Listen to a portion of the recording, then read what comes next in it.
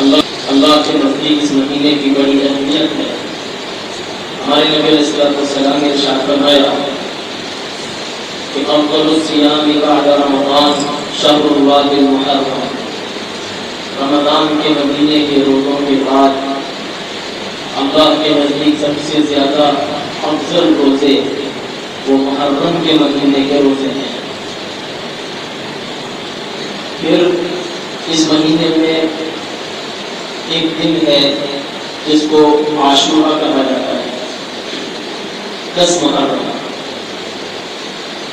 اس کی اہمیت اور اس کا مقام و مرتبہ نہ صرف ہے کہ ہمارے نبی علیہ الصلوۃ والسلام کے زمانے میں ظاہر کیا گیا، بلکہ آپ سے پہلے ہی دیگر انبیاء علیہ الصلوۃ والسلام کے زمانے سے اس کا مقام و مرتبہ اور اس کی افضلیت مسلم تھی اور اس کا اظہار کیا جاتا رہا ہے۔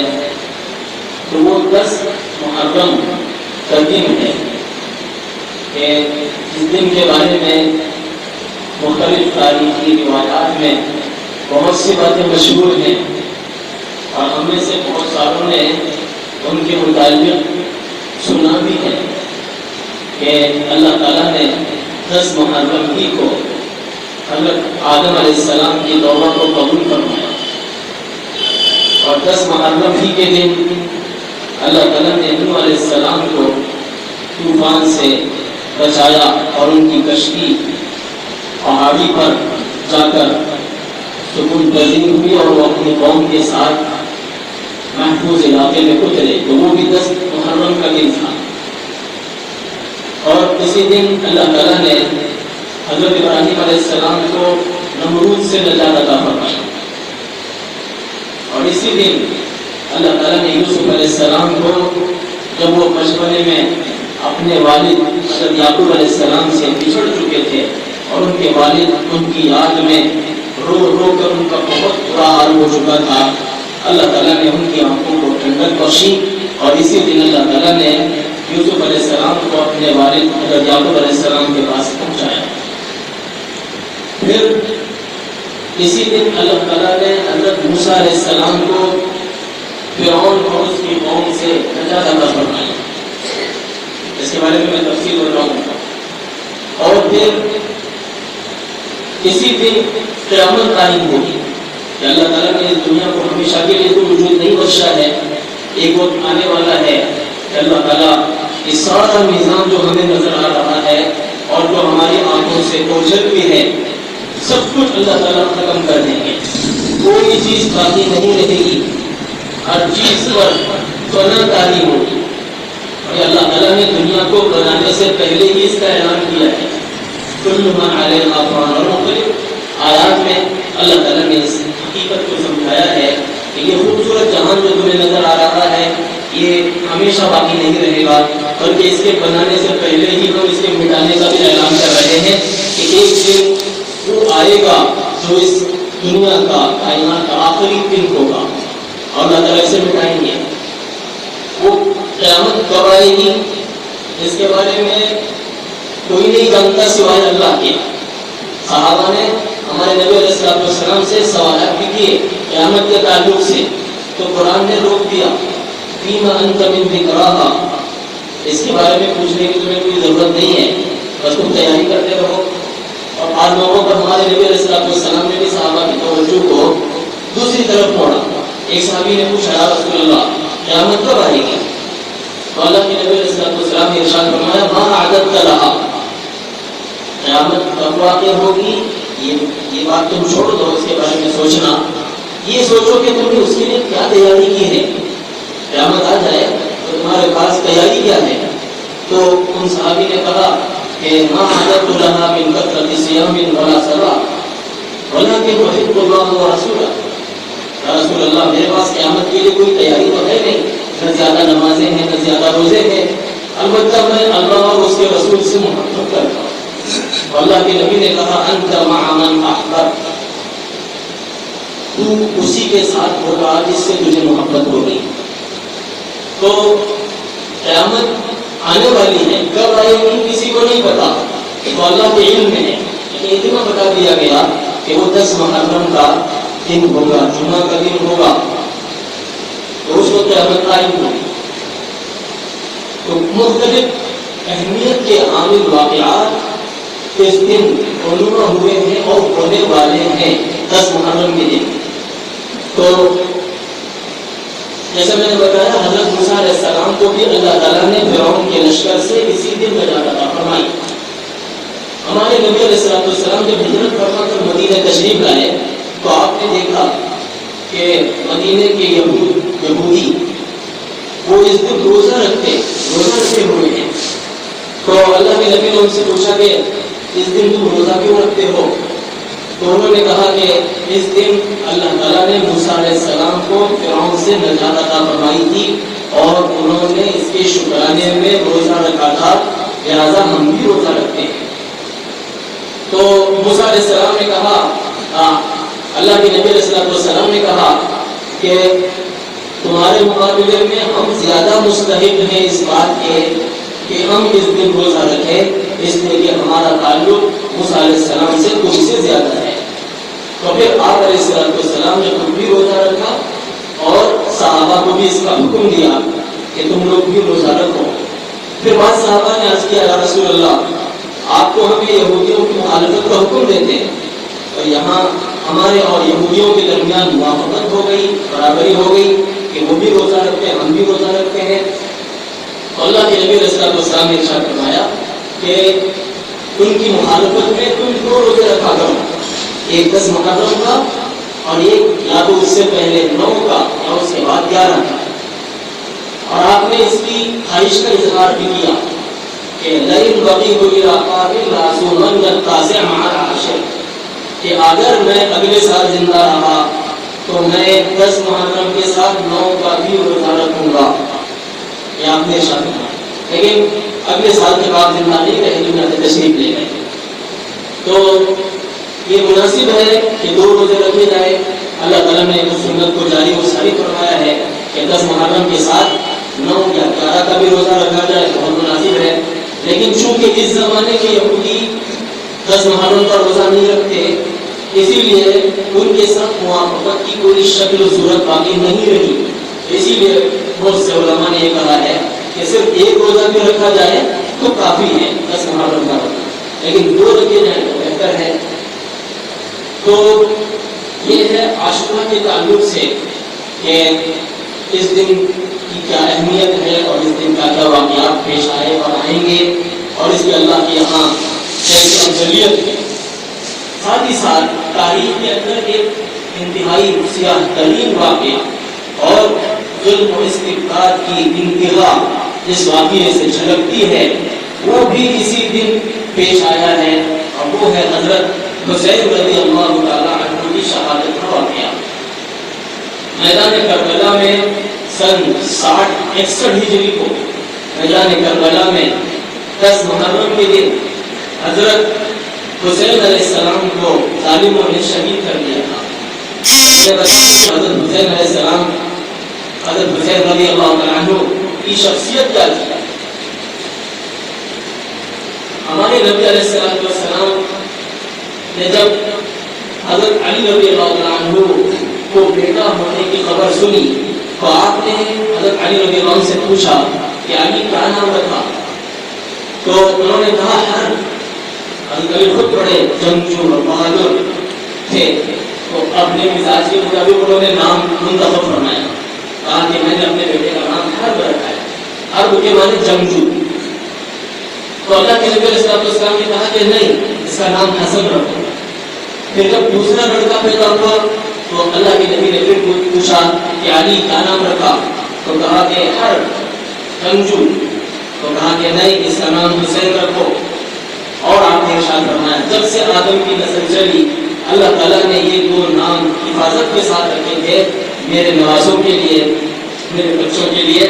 آج سے پہلے کسی کا نام حسن اور حسین نہیں رکھا گیا تھا۔ پھر آپ علیہ السلام کی محبت ان بچوں کے ساتھ کیسی تھی کہ ایک مرتبہ حضرت رسول اللہ صلی اللہ علیہ وسلم گھر میں تشریف فرما تھے اور آپ نے اپنے آپ کو سواری بنایا۔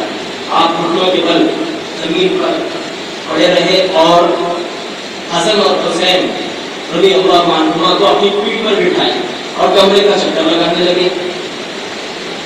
حضرت جابر رضی اللہ عنہ کو تشریف لائے اور کہا یا رسول اللہ ایسی زبردست سواری ہے, ایسی زبردست سواری ہے کہ اللہ کے نبی سواری بنے ہوئے ہیں اور دو بچے سوار ہیں. تو اللہ کے نبی نے کہا سوار بھی تو زبردست ہیں, سوار بھی تو بڑے مقام والے ہیں. اور آپ نے ارشاد فرمایا کہ مجھے ان بچوں سے محبت ہے اور میں اللہ بھی ان بچوں سے پیار کرتا ہے, اللہ بھی ان بچوں سے محبت کرتا ہے. اور دوسرے موقع پر آپ نے فرمایا اے اللہ مجھے ان بچوں سے پیار ہے, تو بھی ان سے پیار کر, اور جو ان سے پیار کرے ان سے بھی پیار کر, اور جو ان سے بغض رکھے تو بھی ان سے بغض رکھ. یہ حضرت امام حسن اور حسین رضی اللہ عنہما کی شخصیت ہے. تو اللہ کے نبی علیہ السلام نے ان سے حد درجہ محبت فرمائی, حد درجہ محبت فرمائی. آپ نے گھر والوں سے بھی کہا کہ میرے بچوں کو کبھی رونے نہیں دینا, میرے بچوں کو کبھی تکلیف نہ پہنچانا. تو اللہ کے نبی علیہ السلام کو اپنی زندگی میں ہی بتا دیا گیا کہ آپ کے بیٹے, آپ کے پوتے کے ساتھ, آپ کے نواسے کے ساتھ آپ کی امت کیا کرنے والی ہے, یہ زندگی میں بتا دیا گیا. حضرت ام سلمہ رضی اللہ عنہ کے گھر میں آپ تشریف فرما تھے تو آپ نے ام سلمہ رضی اللہ عنہ سے کہا کہ پہرا دینا, دروازے کے اندر کسی کو آنے نہ دینا, ایک خاص فرشتہ مجھ سے ملاقات کے لیے آنے والا ہے. تو انہوں نے پہرا دیا. امام حسین رضی اللہ عنہ کسی طرح وہ گھر کی طرف پڑھے, کمرے کی طرف, تو انہوں نے روکا اور پھر وہ رونے لگے. تو ان کو روتا دیکھ کر ام سلمہ رضی اللہ عنہ نے اندر جانے کی اجازت دی. پھر جب اندر تشریف لے گئے اللہ کے نبی علیہ السلام نے امام حسین رضی اللہ عنہ کو گلے سے لگایا, چمٹا کر خوب چیخ کر رونے لگے. اتنی آواز میں آپ رونے لگے کہ کمرے سے باہر کی آواز پہنچنے لگی. تو ام سلمہ رضی اللہ عنہ باہر تھی تو انہوں نے سوچا کہ کیا بات پیش آئی, فوراً دوڑ کر اندر تشریف لائی. یا رسول اللہ یہ کیا بات ہے کہ آپ اتنے غمزدہ کیوں ہیں, آپ اس طرح کیوں رو رہے ہیں؟ تو اللہ کے نبی علیہ السلام نے ارشاد فرمایا کہ اللہ کی طرف سے جو خاص فرشتہ مجھ سے ملاقات کے لیے آیا تھا اس نے مجھے اس کی خبر دی ہے کہ میرے اس جگر گوشے کو اور میرے اس لاڈلے کو, میرے نواسے کو میری امت شہید کرے گی, میری امت اسے شہید کرے گی اور اس کا خون جس مٹی میں ملے گا گرے گا اس مٹی کو بھی مجھے دکھایا. اور آپ نے اپنی مٹی کو آگے بڑھا کر دکھایا کہ یہ وہ مٹی ہے جس میں میرے اس نواسے کا خون بنے گا. تو پھر لیکن اس وقت اللہ سے دعا نہیں کی کہ اللہ میرے نواسے کو بچا لے, اپنے آپ کو, اپنے گھر والوں کو, اہل بیت کو, صحابہ کو آپ علیہ السلام نے مختلف قربانیوں سے گزارا.